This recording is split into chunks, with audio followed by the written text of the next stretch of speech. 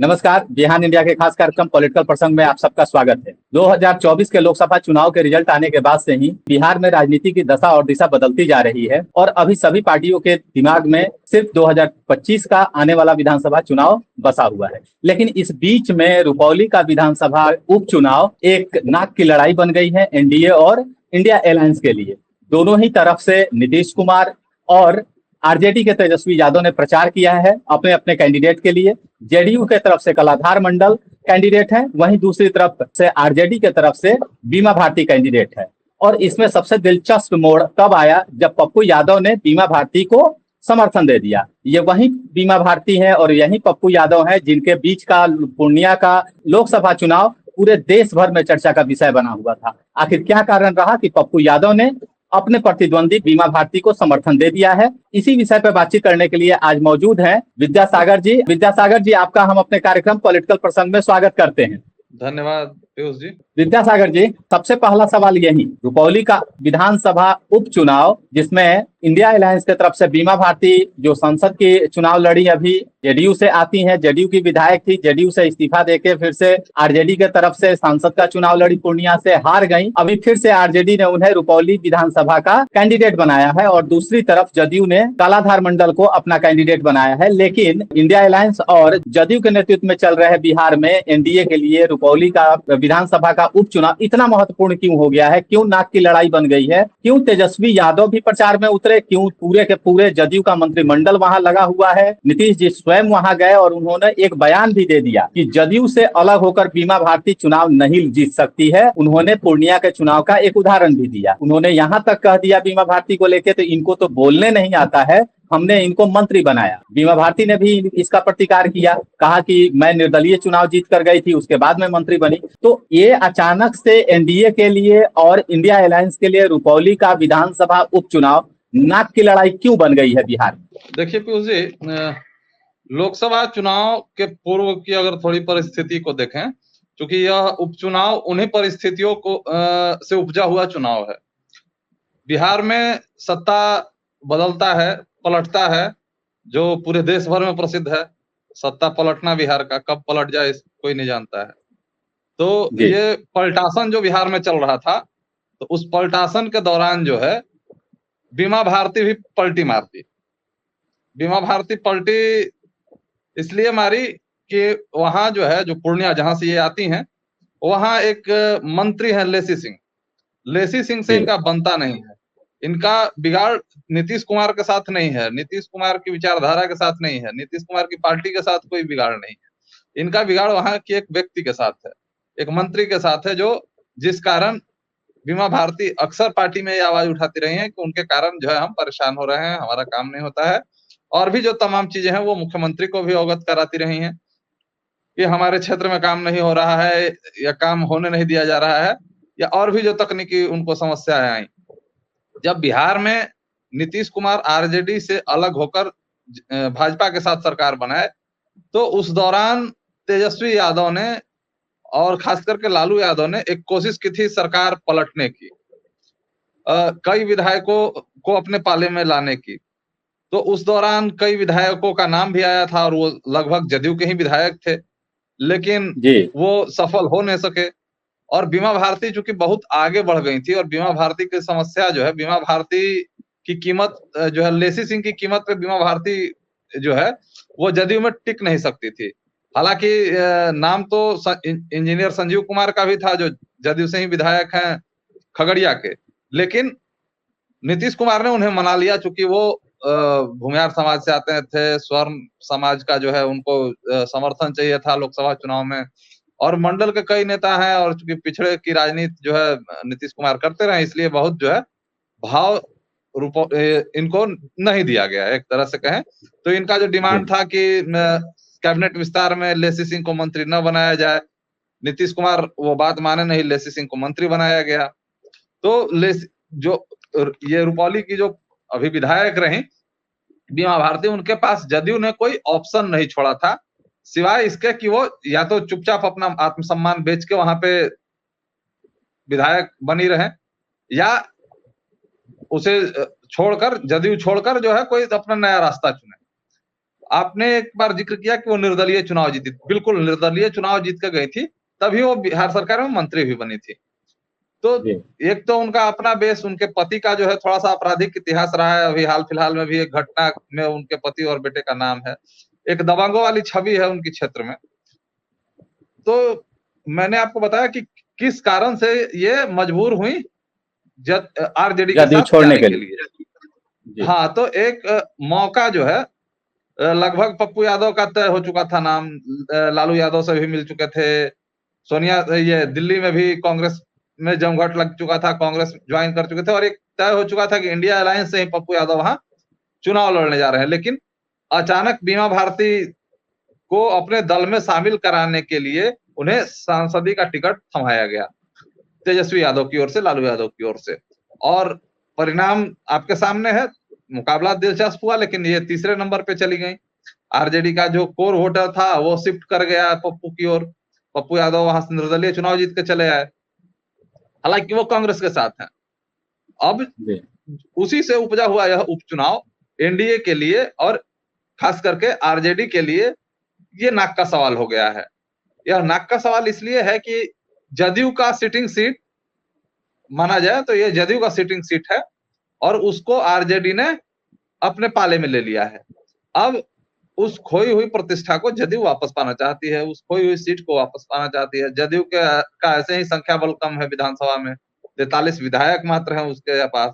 तो एक संख्या बल बढ़ाने का जो जद्दोजहद चल रहा है नीतीश कुमार की पार्टी में, और उसको लेके जो तमाम कवायद चल रहा है, उसी से जोड़कर यह चुनाव देखा जाना चाहिए। और इसीलिए पूरा नीतीश कुमार ने अपनी पूरी कैबिनेट को पूर्णिया शिफ्ट कर दिया था, पूर्णिया भेज दिया था। वहां लगातार बड़े जो जदयू के मंत्री हैं वो कैंप कर रहे हैं, प्रचार कर रहे थे, और जदयू ने इसे अपना नाक का सवाल बना दिया।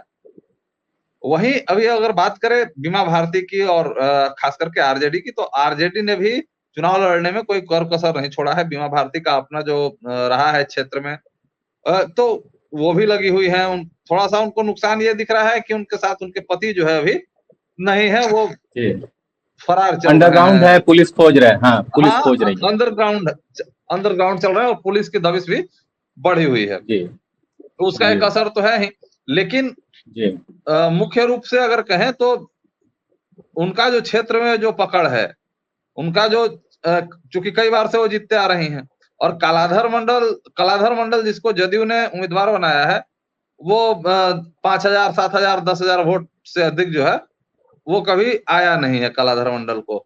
ये चौथे स्थान पर थे, कलाधर मंडल चौथे नंबर पर थे। तो ये माना जाता था कि ये बीमा भारती को हराने के लिए एक उम्मीदवार के रूप में लेसी सिंह इस्तेमाल करती थी इनको। ये लेसी सिंह के आदमी है, तो लेसी सिंह ही जो है उनको जो है जदयू में शामिल करा के और फिर उम्मीदवार भी बनाई। तो ये वहां सीधा सीधा लड़ाई जदयू वर्सेस आरजेडी न होके बीमा भारती वर्सेस लेसी सिंह का हो गया है। जिले में लोग इसी रूप में देख रहे हैं कि ये बीमा भारती वर्सेस लेसी सिंह की लड़ाई है। अब देखना दिलचस्प है कि रिजल्ट क्या होता है। लेकिन तेजस्वी यादव ने भी सभा किया, और जिस तरह से नीतीश कुमार ने अटैक किया उसका पलटवार भी तेजस्वी ने कल ही उनकी सभा थी उसमें उन्होंने किया। वो जो विकास कार्य हैं और ये अपना जो रोजगार देने की जो बात करते हैं, शिक्षकों को नौकरी देने की बात करते हैं, तो इन दोनों मुद्दे पे उपचुनाव लड़ रहे हैं। एक जो महत्वपूर्ण तथ्य ये है कि बीमा भारती उस सीट से चुनाव तो लड़ रही हैं, लेकिन लोकसभा चुनाव की अगर बात करें तो उस विधानसभा से बीमा भारती को महज 10,000 वोट आए थे। लेकिन पप्पू यादव को वहां अच्छा खासा वोट मिला था, और पप्पू यादव वहां से लीड किए थे। अगले सवाल तो यही था हमारा, पप्पू यादव से जुड़ा हुआ सवाल था। इसके पहले एक तथ्य बता दें दर्शकों के लिए कि बीमा भारती और कलाधर मंडल दोनों जो है एक ही समुदाय से आते हैं, गंगौता, और वहां उस विधानसभा के अंदर गंगौता जो समुदाय है इसका जो है तकरीबन 2.5 लाख के करीब वोट परसेंटेज है, और यहाँ लड़ाई गंगौता वर्सेस गंगौता की थी। अब हम थोड़ा 25% के करीब जो वोट है वहां गंगौता का ही। हम अब अगले सवाल की ओर बढ़ते हैं। विद्यासागर जी, पप्पू यादव बनाम बीमा भारती, पूरे देश भर में चर्चा हो गई पूर्णिया लोकसभा चुनाव की। कितना ड्रामा हुआ, मेलो ड्रामा जैसे चलता है वैसे एकता कपूर के सीरियल की तरह मेलो ड्रामा चला इस सीट पर, और पूरा देश भर का निगाह कांग्रेस पूरा लीडरशिप, इधर तने हुए थे लालू प्रसाद का परिवार, तेजस्वी, इधर मीसा भारती, किसका किसका नाम नहीं आया, क्या क्या नहीं हुआ।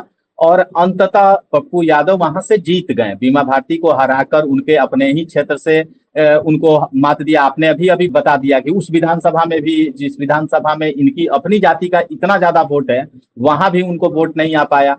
मात्र 24-25 हजार, 25 हजार से भी कम वोट के आसपास वो रह गई। ऐसे हाल में पप्पू यादव ने निर्दलीय तो चुनाव जीतकर एक इतिहास रच दिया। दूसरी तरफ ये भी था कि पप्पू यादव का कुछ अपना डिमांड था, उनका लालू परिवार के साथ कुछ ग्रीवांसेज भी थे। अभी 2 दिन पहले ही उन्होंने एक नेशनल मीडिया में भी कह दिया कि राहुल गांधी अगर प्रधानमंत्री नहीं बन रहे हैं तो उसके एक जिम्मेवार तेजस्वी यादव है। उन्होंने डायरेक्टली एक अटैक किया एक नेशनल चैनल पे। अब 2 दिन बाद कल उन्होंने क्या किया, पप्पू यादव ने बीमा भारती को समर्थन दे दिया, हाथ जोड़कर कहा कि अगर कोई गलती भी होगी तो मैं उस क्षेत्र का विकास करूंगा, अति पिछड़ा की बेटी को आप समर्थन कीजिए। क्या हुआ है राजनीति, ये पीछे की कहानी क्या है? ये पप्पू यादव ने जो सरेंडर कर दिया है अभी लालू परिवार के आगे, क्या मजबूरी रही है पप्पू यादव की? क्या है अंदर की पर्दे के पीछे, क्या चला है राजनीति? जिस तरह का जो फेशियल एक्सप्रेशन था पप्पू यादव का, वो बहुत सहज नहीं थे। जब वो अनाउंस कर रहे थे वो समर्थन, तब भी वो बहुत सहज नहीं दिख रहे थे। जरा पर्दे के पीछे की क्या कहानी है, जरा समझाइए दर्शकों को। देखिए, ये 2 चीजें हैं। पप्पू यादव को समझना बहुत आसान नहीं है। वो कब क्या बोल देंगे, कब किसके समर्थन में चले जाएंगे, कब किसके विरोध में चले जाएंगे, यह कहना जो है वो उनके मन की बात है। लेकिन जो राजनीतिक परिस्थितियां थी पप्पू यादव के सामने, पप्पू यादव के सामने 2 परिस्थितियां थी। 2 में से किसी एक को चुनना था। या तो वो एनडीए गठबंधन को समर्थन करते, या इंडिया गठबंधन के उम्मीदवार को समर्थन करते। एक और नाम की चर्चा थी जो पिछले दफा लोजपा से चुनाव लड़े थे, इस बार भी वो उम्मीदवार हैं निर्दलीय, शंकर सिंह। तो हमारे जो सोर्सेज हैं उनके उसके मुताबिक वो एक बार बातचीत चली जरूर कि अगर शंकर सिंह ये कहते हैं कि हम जो है जीतने के बाद कांग्रेस ज्वाइन कर लेंगे, होते हुए नहीं दिखाया। चूंकि उसका मामला यह था कि पहले से सीपीआई दबाव बनाए हुई थी कि हम अपना उम्मीदवार देंगे, तो पहले वो पप्पू यादव इस भ्रम में रह गए कि अगर सीपीआई उम्मीदवार देती है तो सीपीआई के उम्मीदवार को समर्थन कर दिया जाए। वो एक ऑप्शन था उनके पास कि भाई वो गठबंधन में, हमारा नेशनल गठबंधन में है, तो एक जो है उसको हम समर्थन कर देंगे। लेकिन सीपीआई ने लालू के दबाव के कारण जो है उम्मीदवार खड़ा नहीं किया, सरेंडर कर दिया पूरा। अनाउंस करने के बाद, अनाउंस भी कर दिया था हाँ, सीपीआई। अनाउंस करने के बाद बड़ी चीज है कि पूरी भूमिका बनाई गई। पूरा उसका अगर आप देखेंगे, उसका प्रेस रिलीज जो जारी किया गया, उसके ऊपर पूरा भूमिका, राजद को जो है खूब जो है आलोचना किया गया उसमें। लेकिन फिर जो है जानते हैं जो लंबा चौड़ा होता है उनके यहाँ, उसके तहत कि भाई ग्रेटर अलायंस और ये के चक्कर में जो है हम समर्थन दे रहे हैं। सरेंडर बोल दिए। पिछले दफा दूसरे नंबर पे उनकी पार्टी रही थी वहां पे। जी, अलायंस में जो है वहां उम्मीदवार उन्हीं का था। और आपको बता दें कि वहां से सीपीआई का विधायक भी जीता है 2000 तक। उन्हीं के शायद लड़के थे या क्या थे, वो पिछले दफा चुनाव लड़े थे। तो एक तो वो मैदान से हट गए। अब पप्पू यादव के सामने कोई ऑप्शन नहीं था। शंकर सिंह भी उस पैटर्न पे नहीं जा रहे थे जिस पैटर्न पे वो जाना चाह रहे थे, पप्पू यादव ले जाना चाह रहे थे। तो उनके पास कोई ऑप्शन नहीं बचा था। और एक सांसद के रूप में एक सक्रिय भूमिका जब आप निभा रहे होते हैं तो एक पक्ष या विपक्ष आपको चुनना होता है। आप निर्दलीय जरूर हैं, लेकिन है तो आप कांग्रेस के साथ। लेकिन जब इस विधानसभा चुनाव की आप बात कर रहे हैं तो उनके जो लोग हैं, जो उनको वोट किए, उनको सपोर्ट किए, और जो उनका कार्यकर्ता है, वो सवाल पे सवाल खड़ा करता है कि आखिर करे तो क्या करें। क्या जदयू को वोट कर दें, क्या आरजेडी को वोट कर दें, या शंकर सिंह को वोट कर दें? 3 ही उम्मीदवार वहां बचे। एक और है वहां जो है वो ऑल इंडिया फॉरवर्ड ब्लॉक ने वहां पे उम्मीदवार दिया है, कोई मुस्लिम उम्मीदवार है जी। तो सबसे बड़ी चीज यह है कि पप्पू यादव के सामने कोई रास्ता नहीं बचा। और अंत में मन मार के, चाहे जो भी प्रेशर भी हो सकता है, प्रेशर आरजेडी का तो बहुत नहीं कह सकते हैं, लेकिन कांग्रेस, आरजेडी के कहने पे कांग्रेस ने दबाव जरूर बनाया होगा कि एक तरह से आप समर्थन कीजिए। और जो चर्चाएं हैं, तो पता ये चर्चाएं कितना सही है ये तो वही लोग बता सकते हैं, लेकिन ये चर्चा है कि कांग्रेस नेतृत्व ने जो है वो, जो उनकी पत्नी है रंजीता रंजन, जी, उनको सांसद है एक राज्यसभा के। मैसेज दिया कि आप पप्पू यादव को कहिए कि वो समर्थन वहां पे करें, इसलिए कि आने वाले विधानसभा चुनाव में कांग्रेस से आपके बेटा को भी चुनाव लड़ना है।